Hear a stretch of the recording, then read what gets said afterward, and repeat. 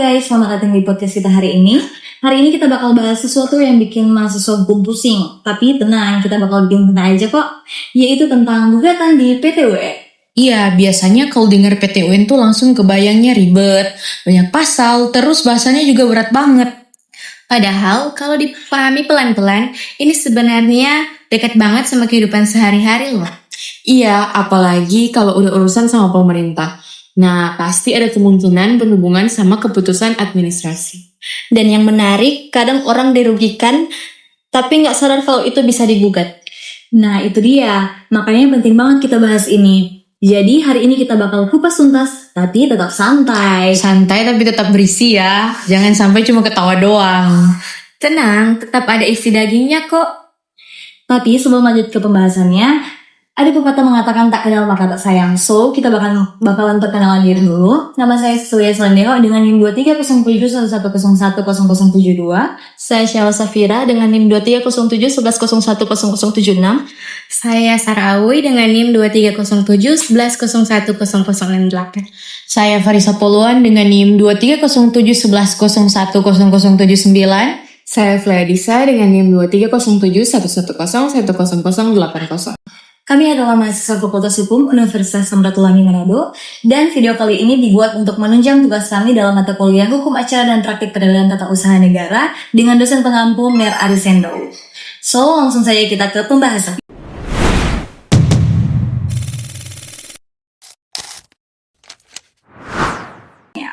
Oke, kita mulai dari yang paling dasar. Gugatan di PT UN itu sebenarnya apa sih? Kalau versi gampangnya, itu tuh kayak kamu menggugat keputusan pemerintah yang bikin kamu dirugikan. Tapi penting diingat, harus ada hubungan langsung antara keputusan itu dengan kerugian yang kamu alami. Jadi bukan sekedar nggak suka ya, tapi emang ada dampaknya. Misalnya nih, kamu punya usaha, terus usahanya dicabut tanpa alasan yang jelas. Atau mungkin mahasiswa juga bisa relate. Bisa banget, misalnya tiba-tiba dikeluarkan dari kampus lewat keputusan administratif yang nggak jelas.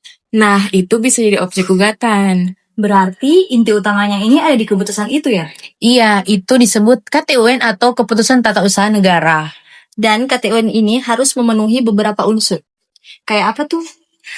Yang pertama, harus konkret, artinya jelas bentuknya. Dan kedua, ada individual. Individual itu ditujukan ke orang tertentu. Dan yang terakhir adalah final. Final yang artinya sudah keputusan akhir. Misalnya, masih tahap proses atau masih bisa berubah. Itu belum bisa digugat. Makanya penting banget memahami apakah sesuatu itu sudah final atau belum. Berarti jangan asal, wah saya dirugikan, saya gugat. Gitu ya? Iya, nanti malah ditolak sama pengadilan. Menurut kalian, masyarakat umum sudah banyak yang tahu belum soal ini? Menurutku masih kurang sih.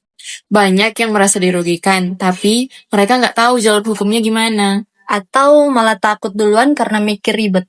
Padahal kalau dipahami, ini justru bentuk perlindungan hukum. Oke, sekarang kita masuk ke bagian yang menurutku paling menyeramkan.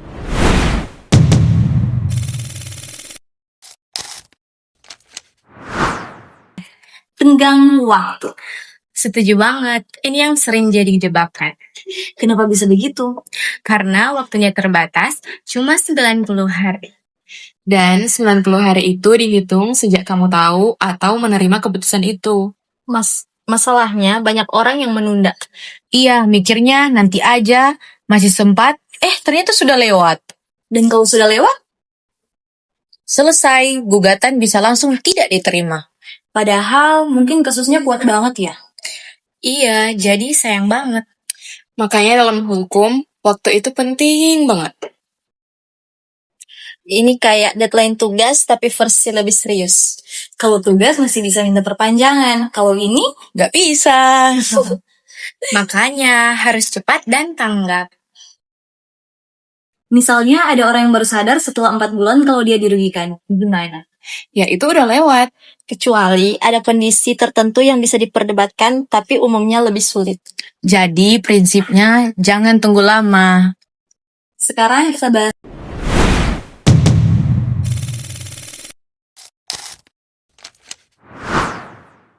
Ini menarik banget sih.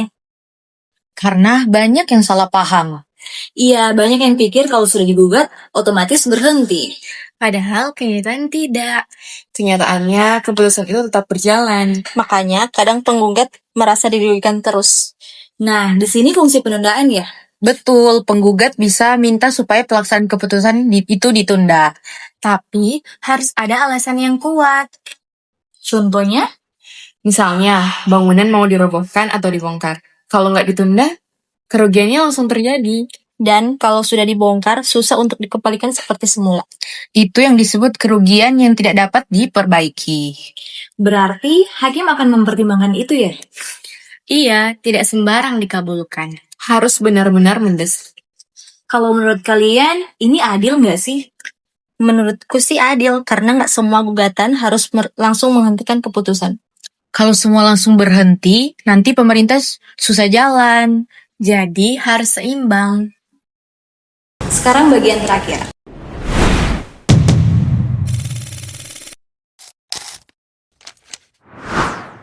Hak uji material. Ini yang biasanya bikin tambah pusing. Coba jelasin dengan cara yang paling simpel. Oke, bayangin ada aturan. Nah, aturan itu harus sesuai dengan aturan yang lebih tinggi. Kalau nggak sesuai, bisa diuji. Biasanya di mana? Di Mahkamah Agung. Terus hubungannya dengan PT UN? Kadang keputusan yang dibuat itu dibuat berdasarkan aturan. Kalau aturan itu udah bermasalah, keputusan itu juga ikut bermasalah. Jadi kayak efek domino. Oh, jadi bisa ditelusuri sampai ke sumbernya ya? Iya, bukan cuma permukaannya saja.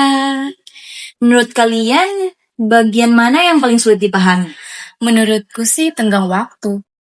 Kalau aku tentang penundaan KTUN, Aku justru hak uji material.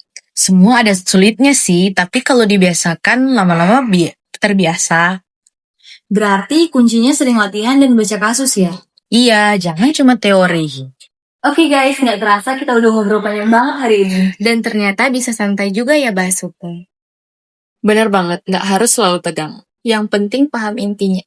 Jadi kesimpulannya, gugatan di PTN itu punya banyak aspek penting. Mulai dari objek gugatan, Tenggang waktu yang super krusial. Penundaan pelaksanaan keputusan, Sampai kaitannya dengan aturan hukum. Semoga setelah ini kalian nggak cuma paham, tapi juga lebih aware soal hak kalian. Dan gak takut lagi sama istilah PTUN. yang penting ingat, 90 hari. Itu kunci kehidupan. Oke guys, terima kasih sudah dengerin podcast kita hari ini. sampai jumpa di podcast selanjutnya. Dadah!